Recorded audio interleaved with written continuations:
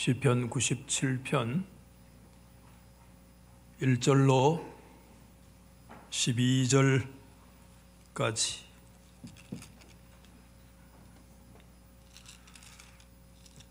시편이기 때문에 같이 한번 읽도록 하겠습니다. 시작. 여호와께서 다스리시나니 땅은 즐거워하며 허다한 섬은 기뻐할지어다. 구름과 흑암이 그를 둘렀고 의와 공평이 그의 보좌의 기초로다. 불이 그의 앞에서 나와 사방의 대적들을 불사르는도다. 그의 번개가 세계를 비추니 땅이 보고 떨었도다. 산들이 여호와의 앞 곧 온 땅의 주 앞에서 밀랍같이 녹았도다. 하늘이 그의 의를 선포하니 모든 백성이 그의 영광을 보았도다. 조각한 신상을 섬기며 허무한 것으로 자랑하는 자는 다 수치를 당할 것이라. 너희 신도라 여호와께 경배할지어다. 여호와여, 시온이 주의 심판을 듣고 기뻐하며 유다의 딸들이 즐거워하였나이다. 여호와를 사랑하는 너희여, 여호와여, 주는 온 땅 위에 지존하시고 모든 신들보다 위에 계시니이다. 여호와를 사랑하는 너희여, 악을 미워하라. 그가 그의 성도의 영혼을 보존하사 악인의 손에서 건지시느니라. 의인을 위하여 빛을 뿌리고 마음이 정직한 자를 위하여 기쁨을 뿌리시는도다.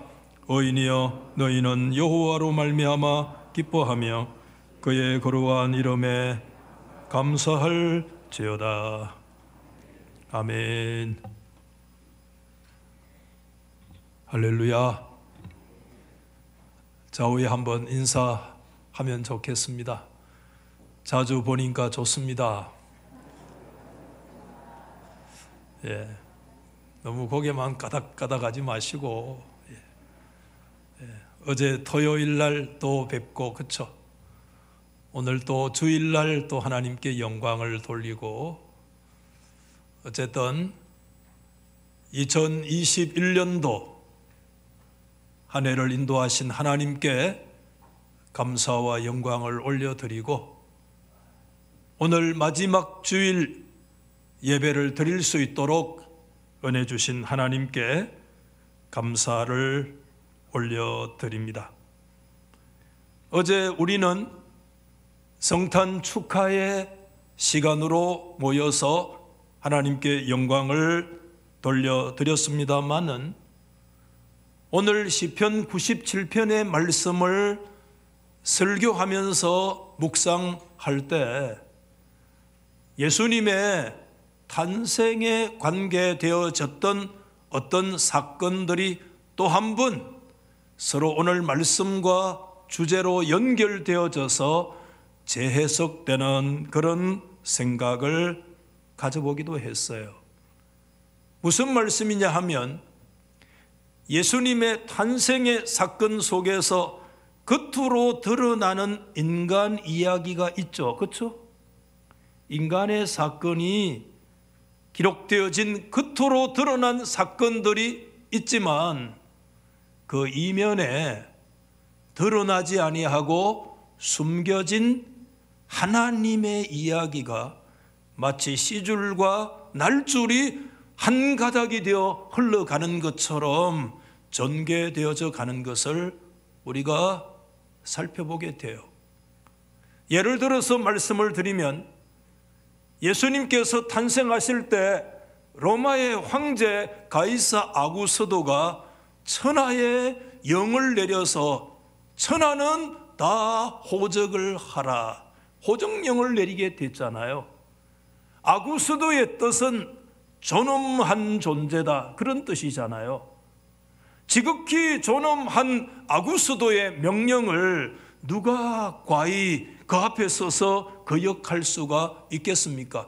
호적을 하기 위해서는 모두 다 자신의 고향으로 가서 호적을 할 수밖에 없는데, 그렇기 때문에 나사렛에 살고 있던 요셉과 마리아가요, 자신들의 고향으로 돌아가는데 여러분, 나사렛에서 저 고향 베들레헴까지는 지금의 킬로미터를 따져도 140km, 리수로 따지면 350리인데 우리가 생각할 때 그때 아마도 마리아는 굉장히 만삭이라 출산이 임박한 그런 상황 속에 있는데, 그런 만삭의 아내를 데리고 350여 길 고향 베들레헴으로 가는 그 길은 굉장히 정말 모험에 가까운 위험한 여행이었다, 그런 생각이 들어요.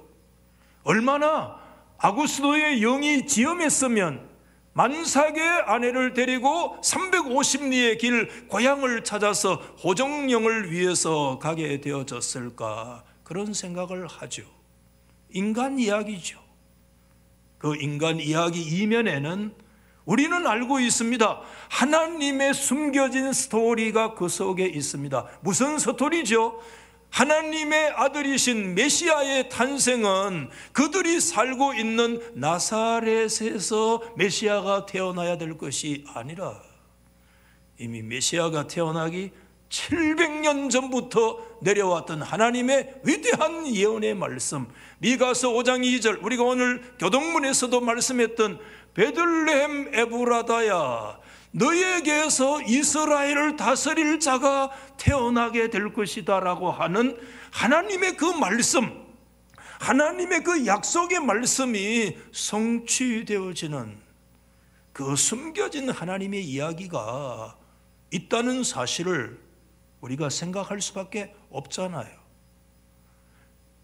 더 나아가서 그 베들레헴에서 예수님 탄생을 하신 이후에 동방 박사들이 찾아와서 유대의 왕으로 나시니가 어디 계시냐라고 질문을 할 때, 그때 헤롯 대왕이 발칵 모든 것들을 뒤집어 놓으면서 내가 왕인데 말이야, 누구 왕을 찾느냐. 그래서 그 지경 안에 정말 2살 아래의 모든 산의 아이를 다 사륙하라는 엄청난 명령을 내렸기 때문에 예수님의 부모는 태어나신 예수님을 데리고 고향으로 돌아가지 못하고 어디로 내려갔어요?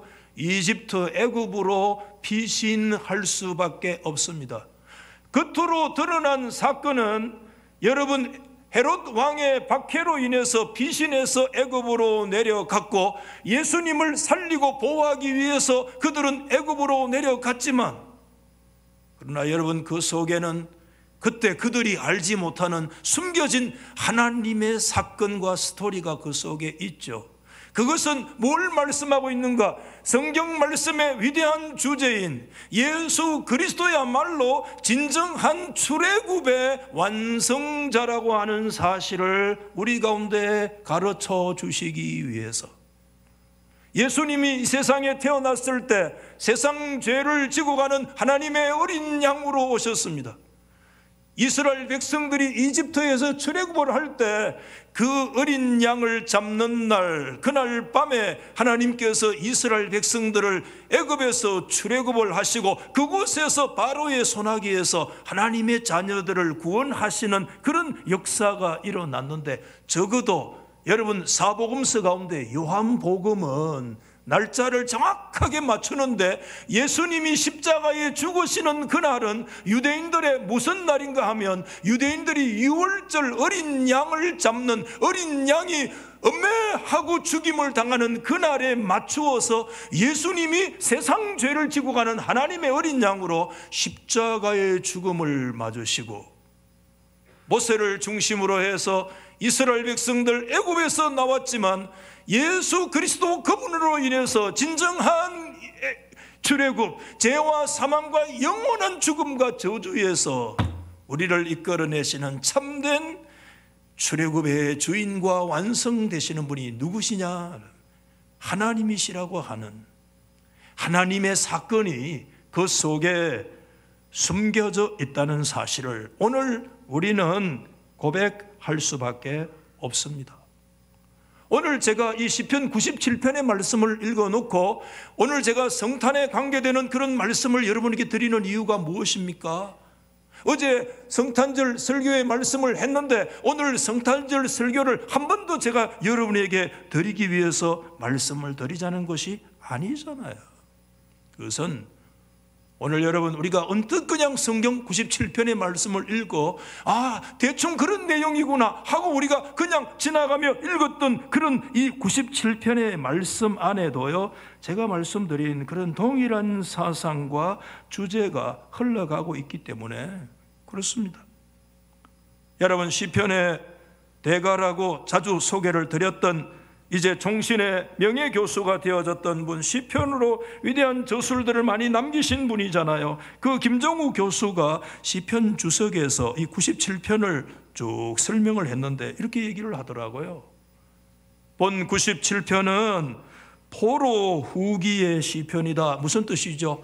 포로 이전과 포로 이후로 나누는데 포로에서 돌아왔을 때의 시편이 97편이라 그런 얘기죠. 그때 이스라엘 백성들의 상황은 그 옛날 포로 전에 다윗 왕과 같은 그런 걸출한 왕들이 그때 그들을 보호해 줄 수 있는 그런 상황과는 포로 이후는 전혀 다른 상황, 그 누구도 그들을 보호해 줄 수 있는 상황이 아니었다는 것이죠. 거기에 비해서 이스라엘의 주변에 있는 열강들은요, 힘자랑하고 그들은 자신의 힘들로 정말 주체할 수 없는 그와 같은 스스로 자신들의 힘에 착각에 빠질 만한 그런 상황이었고, 그 주변 열국들의 권세에 둘러싸여서 그들의 상황은 말 그대로 온갖 시련과 고통을 당하고 있는 그런 형편이었다는 것이 97편에 전제되어 있다는 거예요. 그것의 단서를 우리가 한두 번 볼 수 있는데 2절 말씀에 보면 구름과 흑암이 그를 둘렀다라고 하는 이 말씀이 있는데, 하나님의 영광스러운 임재에 나타나는 모습임에 틀림이 없지만, 그러나 여기에 구름과 흑암이 둘렀다는 것은 역설적인 말씀으로 우리 가운데 주고 있는 게 뭐냐 하면 하나님의 백성들의 현실의 상황을 반영하고 있어요. 그들의 삶은 겉으로 보면 흑암이 꽉 끼어 있는 것 같아요. 쉽게 말씀드리면 하나님이 안 계신 것 같은 상황이라 그런 뜻이에요. 여러분, 어느 한순간에 하늘에 태양이 없는 순간은 없지만, 그러나 그 태양이 늘 우리 가운데 자신의 존재를 드러내지는 못할 때가 많아요. 때로는 하늘에 엄청난 먹구름이 끼고 흑암의 권세들이 뒤덮고 정말 폭풍우와 여러분 말할 수 없는 그런 해오리 바람이 일어날 때 우리는 하늘의 태양의 존재를 느끼지 못하고 마치 그 태양이 없는 것 같은 그런 흑암과 권세에 붙들려서 두려움에 살고 살아가고 있는 자들이 누구냐? 하나님의 백성들이라는 거죠. 그때 하나님의 자녀들이라면 마음속에 던져지는 질문이 있어요. 그게 바로 여러분 2절에 하나님의 의와 공평이 그분의 기초가 되어졌다는 이 말씀은 결론적인 고백의 말씀이기는 하지만 이 말씀 또한 역설적이죠. 그때 하나님의 백성들이 던지는 질문이 뭔가 하면 하나님이 과연 의로우신 분이냐라고, 하나님께서 과연 이런 상황 속에서도 하나님이 과연 공평하신 하나님이시라고 말씀을 할 수가 있겠습니까? 하나님이 의로우시고 하나님이 공평하신 분인가에 대한 여러 가지 의심들이 오늘 우리들 속에 막 찾아올 때가 많죠. 제가 몇 주 전에 신정론에 대한 그런 말씀을 설교를 드렸는데, 신정론이라고 하는 것은 그때 그 주제만을 가지고 제가 말씀을 드린 것이 아니라 오늘 우리들의 삶 속에 전 인생 속에 던져지는 질문이 그 신정론의 질문이에요. 신정론 뭡니까? 하나님 신자 아니에요? 하나님이 정의로우시고 하나님이 의로우시고 하나님이 공의로우신 분이냐는 질문은 저와 여러분의 인생 내내 우리가 삶의 현장에서 던지는 질문이에요. 내가 높은 데 처하든지 내가 낮은 데 처하든지 내가 지금 어떤 형편과 처지에 있든지, 특별히 우리 인생이 흑암의 세력에 붙들려 있는 듯할 때, 길을 발견하지 못하는 듯할 때 과연 하나님이 내 인생의 주권자이신가에 대한 염려와 의심의 권세가 들어올 그때 우리는 반드시 곳곳에 던지게 되는 질문이 하나님의 존재와 하나님의 이 정의에 대한 질문을 우리 생에서 늘 던지면서 살아가는, 우리 인생은 신정론의 질문을 던지는 살아가는 인생이에요. 그때 제가 잘 모르겠다 그런 얘기를 하니까 어느 장로님이 저에게 말씀하셨어요. 목사님, 모르겠다고 말하면 됩니까? 강대산에서. 다시 말씀드리지만요, 우리는 부분적으로요, 현실적으로요, 굉장히 불가지론자가 될 때가 많아요. 때가 되면 덕이 드러나게 될 것입니다. 그러나 아직까지 그 드러나지 않을 때 인간의 이야기 속에서는 그 속에 숨겨진 하나님의 이야기가 분명히 드러나지 않았기 때문에 그 인간의 이야기 속에는 고통도 있고 초조함도 있고 눈물의 역사도 있고 끊임없는 그런 역사들이 계속해서 일어날 때, 그때 우리가 던져지는 질문이 하나님의 의와 하나님의 공평에 대한 질문들이 막 회의로 나타나죠. 우리 그때. 또 하나는 10절 말씀에 역시 이게 뭐냐 하면 이게 역설적인 얘기인데, 그럴 때 우리가 자칫 어디로 떨어지는가 하면 불신앙으로 떨어지죠. 그래서 여러분 오늘 10절 말씀에 보면 뭐라고 얘기했습니까?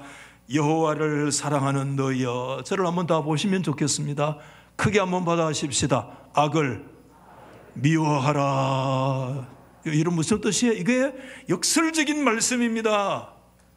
하나님의 백성들이여, 그때 흑암의 세력들이 당신을 짓누를 때, 그때 당신의 심령 깊은 곳에 존재적 질문이 던져지면서 하나님이 의로우신 분이냐, 하나님이 공평하신 분이냐에 대한 당신의 삶 속에 그런 질문이 던져질 때, 그때 우리는 자칫 잘못하면 미끄러진 경사길에 들어가서 쭉 저 밑에 가서 그냥 미끄러 떨어질 수밖에 없고, 그때 불신앙에 사라질 수밖에 없고, 그때 우리는 악을 선택하기가 쉬운 그런 상황이 우리 가운데 주어질 때 역설적으로 말씀하고 있습니다.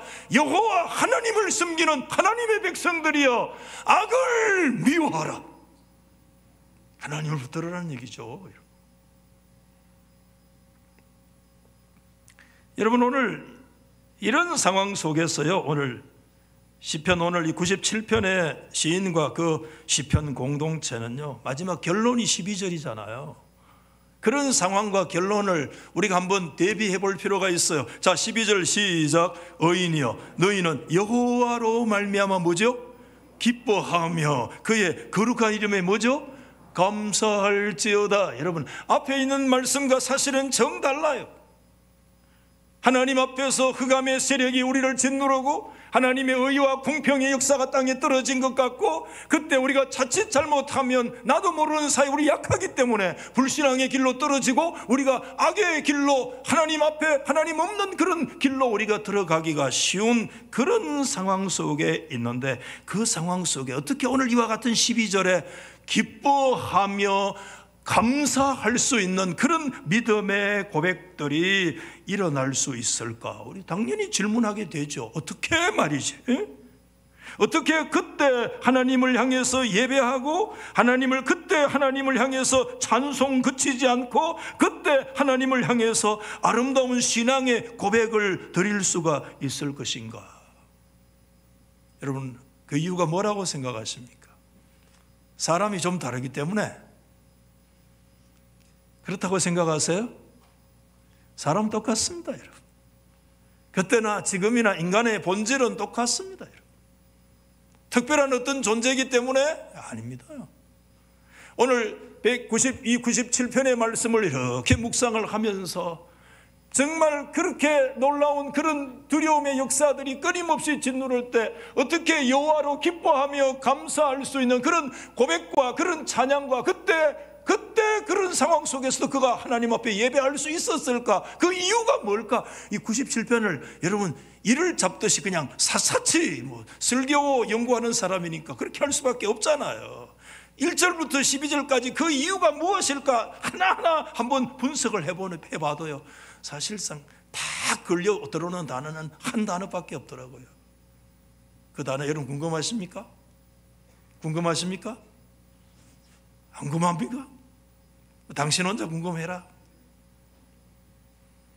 뭐 좀 있으면 말할 건데 말씀드릴게요.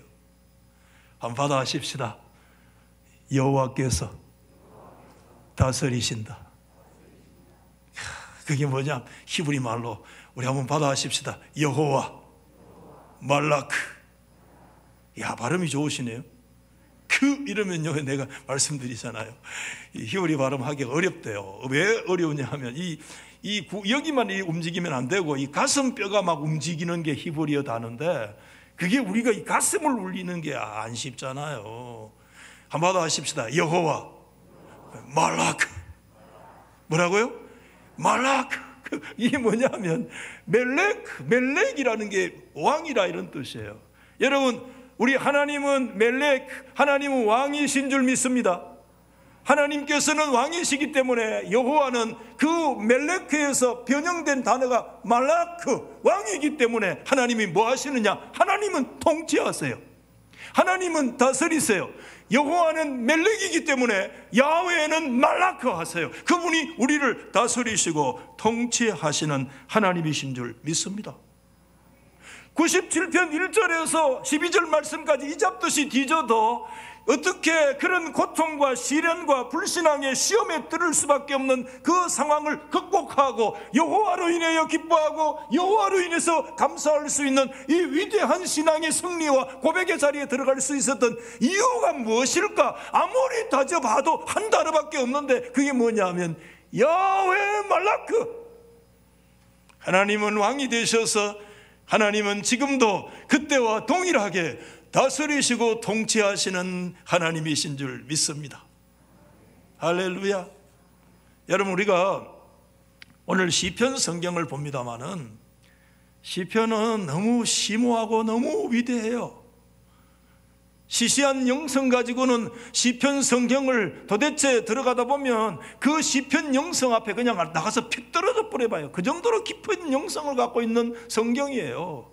그런데 여러분, 시편 전부 다 편수가 150편이잖아요 150개의 시편이 위대한 찬양이요 신앙의 고백으로 정말 오고 오는 이 기독교 역사 속에서 성도들의 그 눈물의 상황 속에서 즐거움의 상황 속에서 이 시편과 함께 기뻐하고 시편과 함께 믿음이 성장하고 시편을 먹고 자라면서 고난과 눈물의 역사를 이겨낼 수 있었던 그런 위대한 영적 자양분이 시편인데, 오늘 한 말씀 드릴게요.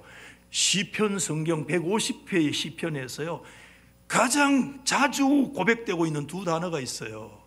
첫 번째 단어가 뭔 줄 아세요? 시편에서 가장 많이 고백되는 단어가요, 한 단어가 있어요. 그게 뭐냐 하면 할렐루야예요. 할렐루야는 무슨 뜻입니까? 하나님을 뭐하라? 찬양하라는 단어예요. 아멘이시죠?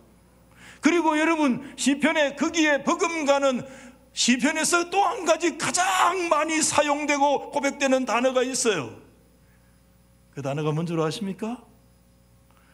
여호와 말라크. 하나님이 다스리신다. 하나님이 통치하신다. 여러분, 저를 보십시오. 이 시편에서 가장 많이 고백되고 사용되는 이 할렐루야 여호와 하나님을 찬양합시다 라는 단어와 여호와 말라크 하나님은 우리의 왕으로서 다스리고 통치하신다는 이 위대한 두 단어는 서로 깊은 연관을 가지고 있습니다. 왜 우리가 살아계신 하나님 여호와를 찬양할 수 있습니까? 여러분들이 건강하기 때문에 하나님을 찬양하세요? 그러면 여러분들이 약할 때는 하나님을 찬양하지 않으시겠네요. 여러분들이 부자가 되어졌을 때만 하나님을 찬양하십니까? 그러면 여러분들이 가난할 때는 하나님을 찬양할 수 없겠네요. 여러분들이 승리할 때만 하나님이 할렐루야로 찬양하십니까? 그러면 여러분 실패하고 미끄러진 길로 들어갈 때는 그때는 하나님 앞에 찬양할 수 없겠네요. 하나님은 그러면 승리하고 건강하고 이 세상에서 승리하는 사람들에만 하나님이시고, 세상에서 약하고 병들고 세상에 잃어먹고 세상에서 실패하고 세상에서 소외되고 가난하고 어쩌면 사람 노릇도 못하는 그런 사람들의 하나님은 아니시네요. 아닙니다, 여러분. 우리가 언제 살아계신 하나님을 향해서 할렐루야 라고 말할 수 있느냐? 내가 좋을 때, 환경에 좋을 때, 건강할 때, 내가 돈 많이 벌 때, 모든 사람들이 와서 아이고 해줄 때, 모든 사람들이 인정해주고, 모든 사람들이 격려해주고, 펄펄 뛸 수 있을 때 할렐루야 하나님을 찬양한다고 찬양하는 것이 아니라, 그게 우리의 찬양의 조건이 아니라, 그게 우리의 예배의 조건이 아니라, 그것이 우리의 신앙의 고백의 조건이 아니라, 하나님의 백성들의 신앙의 고백의 조건은, 믿음의 조건은 전혀 다릅니다. 그때 당신이 높은 데 있든지 낮은 데 있든지, 승리하는 자리든지 실패하는 자리, 건강한 자리든지, 당신이 병들어서 고통하고 있는 자리든지, 그때도 여호와 말라크, 하나님이 다스리시기 때문에, 그것을 믿는 믿음 때문에, 아멘, 아멘. 그렇기 때문에, 그 신앙 때문에, 그 믿음 때문에, 그 하나님으로 인하여 우리는 할렐루야 하나님을 향해서 찬양할 수 있는 하나님의 영적 특권을 가진 자들인 줄 믿으시면 아멘. 위대한 두 가지 단어가 놓여 있다는 거예요. 그러므로 여러분, 우리가 언제 하나님을 노래할 수 있습니까? 그것은 하나밖에 없습니다. 야훼 말라크, 하나님이 우리를 다스리시고, 하나님이 이 시대도 살아계시고, 하나님께서 지금도 순간에 나를 통치하고 있는 것을 믿는 믿음의 사람들만이 그 자리가 어떤 형편과 처지든지 살아계신 하나님을 향하여 할렐루야, 할렐루야 한번 해보세요. 할렐루야. 아유, 코로나 좀 들어오든지 말든지 마스크 했잖아. 이 시간에 여러분 할렐루야 한번 외쳐봐. 한번 올 예배 드리면서도 뭐 다른 은혜를 못 받아도 이 할렐루야라고 외칠 때 그 심령 속에 하나님의 은혜가 임할지어다. 한 번 더 할렐루야 시작. 할렐루야. 그렇지, 할렐루야, 할렐루야, 할렐루야, 할렐루야, 할렐루야를 언제 할 수 있어요? 언제 할 수 있어요? 그때도 하나님이 나와 함께 하시는 것을 믿을 때, 하나님이 다스리신다는 걸 믿기 때문에. 그래서 이 야훼 말라크와 할렐루야는 함께 가더라고요. 자, 이번에 회갑 기념 농총 굉장히 부끄럽잖아요. 여러분, 굉장히 용기가 필요합니다. 돈도 있어야 되지만은 그런 책을 내기가 사실은 내면서 이거 내가 미친 짓이야 이런 생각했어요. 미안합니다만. 그런 일을 하고 나서는요, 사실은 덕보다 실이 더 많겠다 이런 생각했어요. 그렇지만은 단 하나, 그래도 제가 얼치기라도 역사를 공부하는 사람으로서 뭔가 하나의 기록을 좀 남기고 싶다. 그 이상도 이하도 아니에요, 사실은. 제가 이 책을 연구하고 이렇게 역사를 이렇게 보면 20년, 30년 동안 이렇게 사역을 했는데도 자료 하나를 남기지 아니하고 그냥 세상을 떠나니까 깨끗하게 떠나는 것도 좋지만 때로는 어떤 역사를 기록하려면 사료 없는 곳에 역사가 없거든요. 그런 면에서 이 히스토리컬 머티리얼, 역사적인 사료로서 제가 이제 그런 책들을 여러분 좀 썼다, 그렇게 이해를 하시면 좋겠는데, 전국에서 뭐 이제 동력자들이 책을 이래 받아보고 반응이 와요. 그래서 저의 그 대학 동기 동창이 이제 통합교단의 목사님인데, 김 목사는 저에게 이제 전화가 줬어요. 야, 박 목사, 야, 네 글을 읽으면서 야, 눈물이 앞을 가려서 읽을 수가 없다 또 이러더라고요. 또 눈물을 흘렸다는 분들이 또 여러분들이 많아요. 자, 여러분들의 눈물을 위해서 쓴 것은 사실은 아닌데, 근데 제가 그 글 안에 저희 아내에게 보내는 이제 쓴 그런 편지글이 있는데 몇몇 분이 저에게 그런 얘기를 주었어요. 그 얘기 가운데 교회가 언젠가 시험 들었을 때, 교회가 시험이 들면 강단에 이렇게 서보면요, 성도들의 눈길이 좀, 제가 느낌이 그렇겠죠. 성도들은 변함없는데 싸늘한 걸 느껴요. 썰물처럼 뭐가 이렇게 써내려가 가지고 성도들은 저 바다 가운데 있는 것 같고요, 목사 혼자요 이 강단에 덩그러니 외롭게 이렇게 서 있는 듯할 때가 있어요. 그때 성도들의 눈을 이렇게 고개를 들어서 잘 쳐다보지도 못해요. 그래서 그냥 원고 보다가 그냥 우왕좌왕 하다가 그냥 뭘 설교했는지도 모르고 설교를 마칠 때도 있어요. 그래서 어느 날 언젠가 그런 느낌을 받았을 때, 우리가 인생을 살다 보면 어려우면 다른 거 없잖아요. 그래도 부부간에 정말 서로가 사랑해야 될 수밖에 없는 이유가, 인생의 환난과 시련을 만났을 때 그때 함께 손잡고 그 시련을 이겨낼 수 있는 믿음의 동력자는 남편과 아내밖에 없어요, 사실은. 그래가지고 제가 그 아내 글 쓸 게 그랬어요. 당신과 나만이 알고 있는 슬픈 비밀에 있는데, 그때 하나님의 교회 시험 들었을 때, 그때 고립무원에 빠졌을 때 당신하고 나하고 집에 돌아가서 손잡고 한 달 동안 금식 기도했다, 이렇게 쓰면 좋겠는데 그렇게 안 적고 뭐라고 적었느냐 하면은 한 달 동안 윷놀이 했다고 적었거든요. 그걸 적으면서, 그게 사실이거든요. 저의 슬픈 비밀이었거든요. 이제 적었기 때문에 비밀은 아니죠. 그걸 적으면서 무슨 생각을 했는가 하면, 말이지, 목사가 시험 들면 금식 기도를 한다고 적어야 되는데 이게 신령한 목사가 아니구나, 이렇게 혹시 생각할까 봐 걱정도 되었지만, 그게 뭐 저의 비밀이기 때문에 막 한번 적자 이렇게 해서 적었는데, 책을 읽으신 분들은 그 부분이 좀 마음이 아리고 그렇더라고. 그러면서 오히려 저에게 전화를 주신 분이 한 두세 분 그렇게 있었어요. 그때 여러분, 제가 그때 윷놀이 하는 것이 윷놀이가 아니었습니다, 여러분. 윷놀이가 아니었습니다. 그 마음 속에는요, 이런 표현이 어떨지 모르지만은 막 피가 줄줄줄줄줄 흘러요. 2달이고 석 달이고 막 피가 줄줄줄줄. 어디에 가도 싸늘한 눈길, 은혜로운 말 한마디, 격려해주는 말 한마디 없고, 모두가 싸늘하게 돌아서서 돌을 던지지 않았을 뿐이지. 참, 그런 느낌을 받을 때, 그때 한 달 동안 둘이 집에서 밤에 웃을 일이 없어가지고 둘이 뭐 했어요? 한 달 동안 윷놀이 했는데 그 다음부터 윷놀이 잘 안 합니다. 하도 지겨워가지고. 그때 하나님이요, 근본적인 질문을 던지시더라고요. 다른 게 아니에요. 네가 교회 목회하는 교회의 주인이 누구냐? 교회의 머리가 누구냐? 여러분, 인생이 어려울 때, 교회가 시험 들은다고 생각할 때, 그때 주님이 우리 가운데 질문하시는 게 있어요. 너 교회의 주인이 누구냐? 목사냐? 장로가 교회의 주인이냐? 교회의 머리가 예수 그리스도인 건 네가 진짜 네 입술로, 머리로만 아니라 고백하고 있냐? 아니, 너의 인생의 주인이 누구냐? 그리고 목사잖아요. 너 왜 목사 됐냐 말이야. 네가 어떤 영광을 받고 이렇게 영광 받기 위해서만 목사 됐느냐?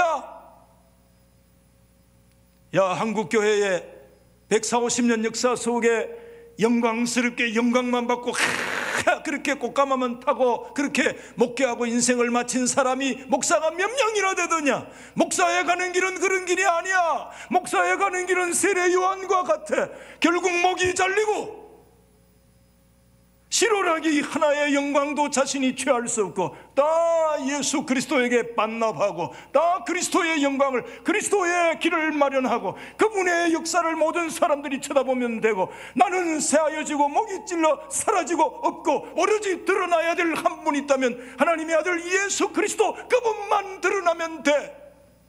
그게 목사에 가야 길을 네가 모르느냐? 네가 역사 속에서 수많은 사람들의 인물들을 살펴보면서 네가 배운 것이 뭐냐?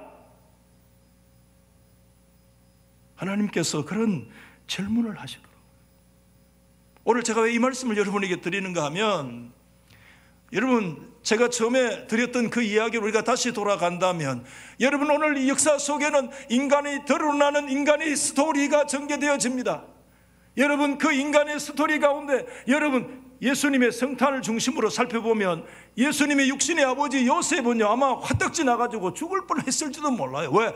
자신의 계획과 뜻대로 진행되는 것이 하나도 없어요.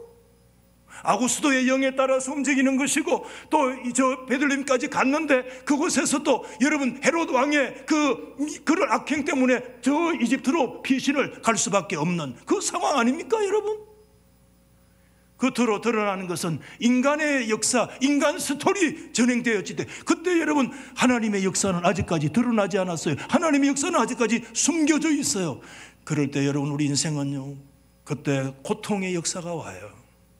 그때 여러분 말할 수 없는 초조와 긴장의 역사가 끝나는구나, 끝나는구나, 그런 역사가 우리 속에 와요.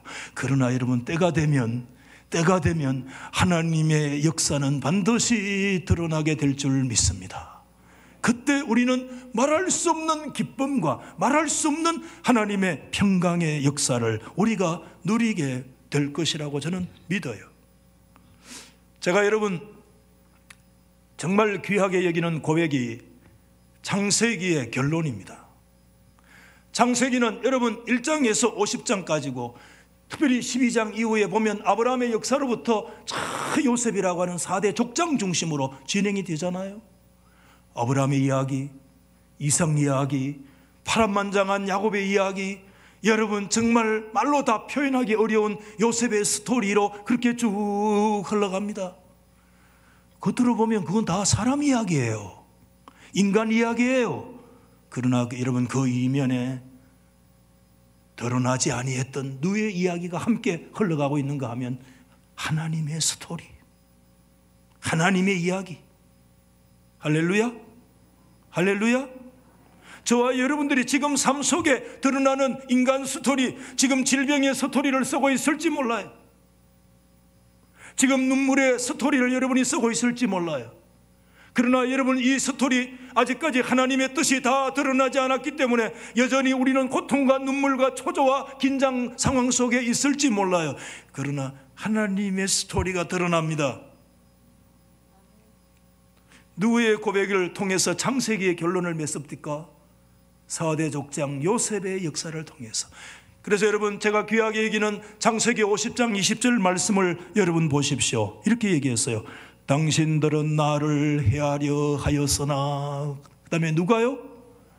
하나님은 그것을 선으로 바꾸사 오늘과 같이 백성의 생명을 구원하게 하시려 하셨나이다. 아멘.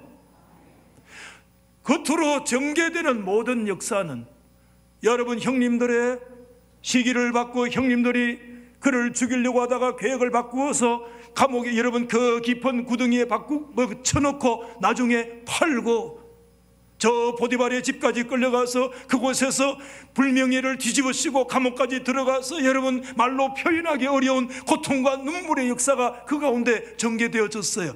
하나님의 뜻이 드러나지 전까지는 왜 이와 같은 거룩하고 성결하게 살면 살수록 점점 더 고난의 역사가 그에게 다가오는 거야? 그의 인생이 실패 인생입니까? 그때는 우리 잘 몰라요. 그러나 분명한 것은 그때도 하나님의 역사는, 하나님의 스토리는 진행되고 있었습니다. 드러나서 하나님의 역사가 백일하에 나타나는 것을 보니까 형님들이 나를 판 것이 아니고 누가 역사하신 것입니까? 하나님께서 하신 것입니다. 야훼 말라크, 할렐루야. 하나님이 형님 다스리고, 하나님이 아버지 다스리고, 하나님이 이집트 다스리고, 하나님이 바로를 다스리고, 하나님이 보디발을 다스리고, 할렐루야. 45장에서 8절 7절에 그는 이렇게 이미 고백을 한 적이 있어요. 그런즉 나를 이리로 보내니는 당신들 아니고 누구라? 하나님이시다. 할렐루야. 7절 말씀에 그는 이렇게 고백했어요. 하나님이 큰 구원으로 당신들의 생명을 보존하고 당신들의 후손들까지 세상에 지켜 보호하시려고 나를 당신들보다 조금 먼저 보내주셨습니다. 할렐루야. 여러분 모든 것들은 다 사람들에 따라서 진행된 사건입니다. 이런 일 저런 일, 슬픈 일, 억울한 일, 이런저런 것들, 눈물 나고 후회받고 그런 일들이 우리 가운데 지금도 막 전개되고 있어요. 그 사람들의 사건만을 바라보면 안 돼요. 우리가 교회의 지도자라고, 우리가 교회의 신앙인이라고 하면 뭘 보는가 하면 눈으로 드러난 인간의 사건, 지금 다 해석이 안 돼요. 지금 다 이해가 안 돼요. 그 사건만 보면 불안과 초조와 눈물과 고통과 억울함으로 밤잠을 지낼 수 없는 그런 순간들이 우리 가운데 있어요. 그때 오늘 우리에게 요구되는 한 가지 신앙이 있어요. 여호와 말라크, 그때도 하나님은 다스리시나니라. 할렐루야. 오늘 시간에 고백하십시오. 여러분들의 질병 속에서도 하나님은 통치하고 계세요. 여러분이 성공하는 그 자리에서도 하나님은 통치하고 계세요. 여러분이 승리의 자리에 있는 그 순간에도 하나님은 다스리시고, 여러분이 실패하는 듯한 그 자리에서도 하나님이 다스리시고, 여러분이 성성장구하는 그곳에서도 하나님이 다스리시고, 여러분이 넘어지고 또 쓰러지는 것 같은 그 자리에서도 하나님이 다스리시는 여호와 말라크. 그 신앙 가지고 있지 않으면 일어나는 사람 이야기에, 일어나는 현상에 일비일이하고 교회 망한 줄 알고 다 배도하고 하나님 버리고 불신앙으로 말하고, 여호와 말라크의 신앙을 가지고 있는 사람은 좀 인내해야 돼요. 좀 기다려야 돼요. 하나님이 드러내실 때까지 기다려야 돼요. 그때 인내해야 돼요. 하나님이 저에게 늘 말씀하세요. 인내해라, 참아라, 끝까지 인내해라. 나의 역사를 너에게 드러낼 때까지, 그 슬픔과 오해와 고통이 기쁨과 감사로 바뀔 때까지 인내해라. 때로는 그와 관계되는 사람들 힘들고 어려운 순간이 있지만 끝까지 받아십시다. 축복해라. 교회를 축복해라. 저주에 찢었다도 네가 끊이지 마라. 불평하지 마라. 끝까지 축복해라. 그의 자녀들까지 축복하고, 살아계신 여호와 말라크의 신앙으로 축복하고, 인간의 악행으로 인해서 하나님의 역사가 진행되는 것이 아니야. 형님들의 악한 생각 따라서 하나님의 역사가 진행되는 것이 아니야. 인간의 사상에 따라서 역사가 진행되는 것이 아니야. 코로나의 상황에 따라서 역사가 코로나 때문에 꼬이는 것이 아니야. 지금도 여호와 말라크, 하나님 살아계시고 하나님 지금도 다스리고 계세요. 전쟁 중이라. 여러분, 전쟁 중에 여러분이 하나님 앞에 드려야 될 눈물이 있고, 여러분이 드려야 될 헌신이 있고, 여러분이 하나님 앞에 바쳐서 무릎을 꿇어야 할 시간이 있습니다. 전쟁 중에 여러분 그렇게 하지 않으면 하나님의 평화의 시기에 저와 여러분을 향한 영적인 지분이 없습니다. 코로나 3년 4년인지 모르겠습니다. 코로나 시대는 영적인 전쟁의 시기입니다. 이때 하나님의 백성들과 하나님의 교회는, 이때 수많은 사람들이 추풍낙엽처럼 배도의 길로 걸어가고, 하나님이 있으면 그러냐, 신앙에 나가 떨어지고 예배고 뭐고 포기하고, 일주일에 2번씩 모일 거 뭐 있나, 어제 토요일 모였는데 오늘 또 주일날 모일 거 뭐 있나, 이렇게 하면서 오늘 안 온 사람은 우리 달서교회는 없다카대. 달서교회는 없다카대. 배도의 역사가 일어나요, 여러분. 그러나 그때 오늘 97편의 말씀을 다 뒤지고 뒤져봐도 한 단어밖에 없더라고. 야훼 말라크. 그래서 여러분, 사도 바울이 위대한 고백을 하는 거예요. 로마서 11장 36절에 만물은 주에게서 나오고 주로 말미암아서 나오고 주에게로 돌아가도다. From him, 모든 것은 그분으로부터, through him, 다 그분을 통하여 그분으로 말미암아, to him, 그분에게로 다 돌아가기 때문에 그의 영광은 세세에 있을지어다. 에베소 여러분 성경에 여러분 4장 6절에 고백했어요. 하나님은 한 분이신데 만유의 아버지시라. 만유 위에 계시고 만유를 통일하시고 만유 가운데 계시도다. 만유가 뭡니까? All things, 모든 것들 가운데, 여러분의 슬픔 가운데, 여러분의 눈물 가운데, 여러분의 기쁨 가운데, 여러분의 고난과 시련 가운데, all things, 범사의 만유의 모든 것 위에 우리 하나님이 야훼 말라카 지금도 계시고 통치하시는 줄 믿으면 아멘으로 고백합시다. 아멘, 아멘. 말씀을 마치려고 하는데요, 여러분 진짜 하나님의 다스리심을 믿어요? 오늘 제가 심각하게 말씀을 드린 것 같아요. 지금마다 싫어하는 사람들이 있다고 합니다. 의사들이 제일 싫어하는 사람은 알른이 죽겠다는 사람을 제일 싫어한대요. 치과 의사가 제일 싫어하는 사람은 뭐죠? 이가 없으면 잇몸으로도 살겠다, 이 사람을 제일 싫어한대요. 산부인과 의사가 제일 싫어하는 사람 뭐죠? 무자식 상팔자, 이런 사람을 제일 싫어한대요. 변호사가 제일 싫어하는 사람은 어떤 사람일까요? 정답, 법 없이도 사는 사람을 제일 싫어한대요. 학원의 강사가 제일 싫어하는 사람이 있어요. 그건 뭐죠? 조금 비슷한데 하나를 가르치면 뭐죠? 그렇지, 그런 사람 제일 싫어한대. 하나를 가르치면 10개를 깨우쳐. 그러면 여러분, 오늘 하나님이 제일 싫어한다, 하나님 싫어하지 않아요. 하나님께서 이렇게 보시고 가장 안타까워하실 만한 사람 어떤 사람일까요? 어떤 사람일까요? 다른 거 없어요. 제가 오늘 이 97편의 말씀을 통해서 내리는 결론은요, 하나님께서 다스리신다는 사실을 알지 못하는 사람, 하나님이 교회의 주인이시라는 것을 믿음의 눈을 열어서 보지 못하는 사람, 세워지기는 중요한 자리에 우리가 세워져 있지만 그게 다가 아닙니다. 믿음의 눈이 열려야 됩니다.